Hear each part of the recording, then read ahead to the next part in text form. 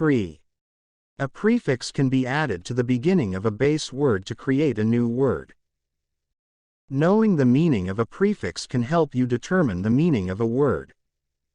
The prefix pre means before. Solution. The prefix pre means before. This helps you determine that the preface of a book is at the beginning. A preface is an introduction at the beginning of a book. Re. The prefix re means again. This helps you determine that you might reseal an envelope that was opened. Reseal means to seal again.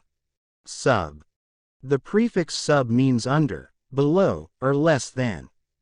This helps you determine that drilling for oil is a subsurface activity. Subsurface means below the surface. Mis. The prefix mis means incorrectly or badly.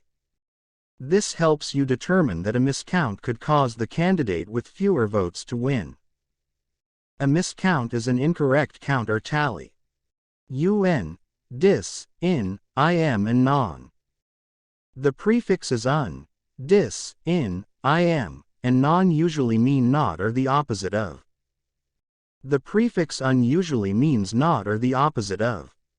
This helps you determine that watching television is unnecessary. Unnecessary means not necessary. Suffix. A suffix can be added to the end of a base word to create a new word. Knowing the meaning. The suffix full means having.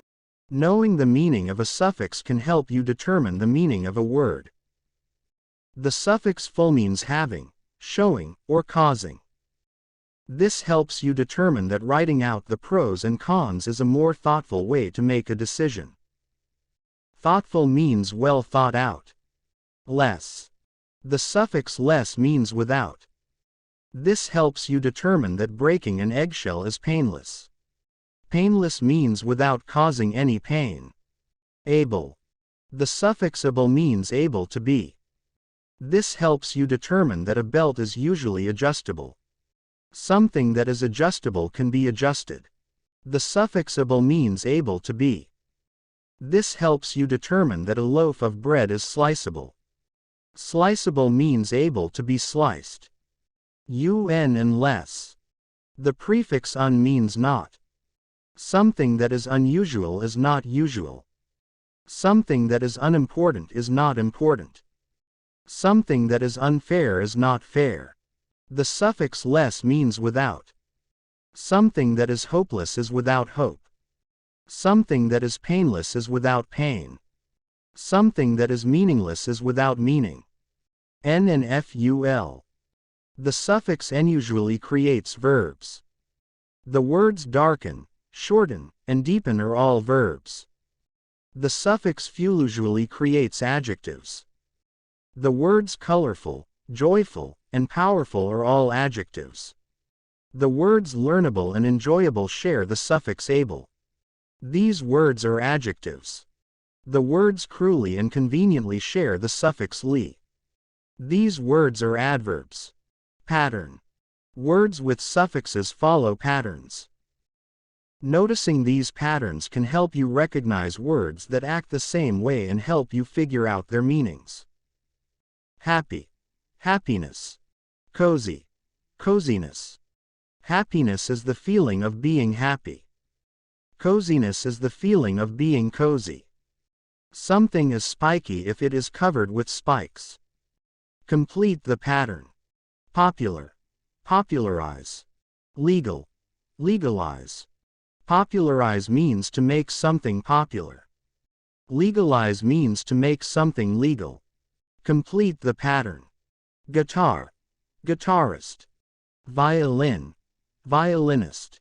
A guitarist is a person who plays a guitar.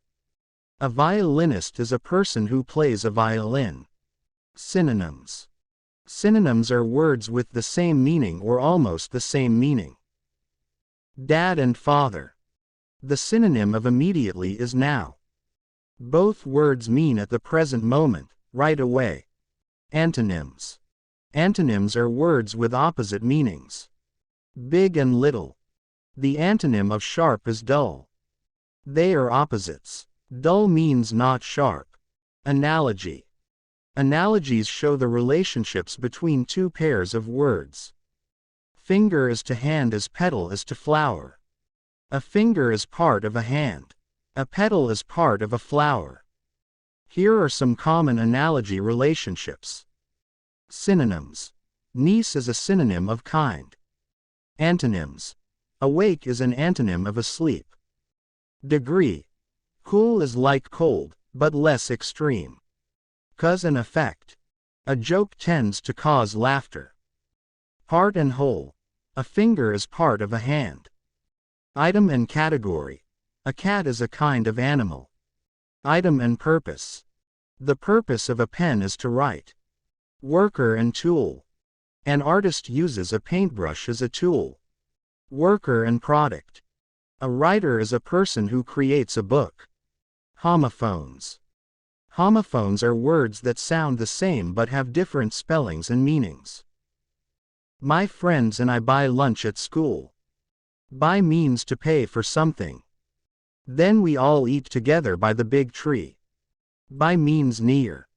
We say bye to each other when the bell rings. Bye is short for goodbye. The words weather and weather are homophones. Weather is what it is like outside. It might be hot and sunny or cold and rainy. Weather is a conjunction. It is used to show choices, as in, Marie was deciding whether or not to swim. The word weather matches the picture. The words pair and pair are homophones. Think about what each word means. A pear is a set of two things that go together. A pear is a sweet fruit with yellow, green, or brown skin. Idiom. An idiom is a phrase that means something different than what the words in the phrase mean on their own. Under the weather is an idiom. It isn't about the weather. It means that someone isn't feeling well. Sally stayed home because she's feeling under the weather. The meanings of idioms cannot be found by looking at the meaning of each word. So, you have to remember them or figure out their meanings by looking at how they are used. Head over heels is an idiom. To figure out its meaning, look at the meaning of the sentence as a whole. It means very much in love. Grasp at straws is an idiom. It means to struggle to succeed when chances are bad. Hold someone's feet to the fire is an idiom. To figure out its meaning, look at the meaning of the sentence as a whole.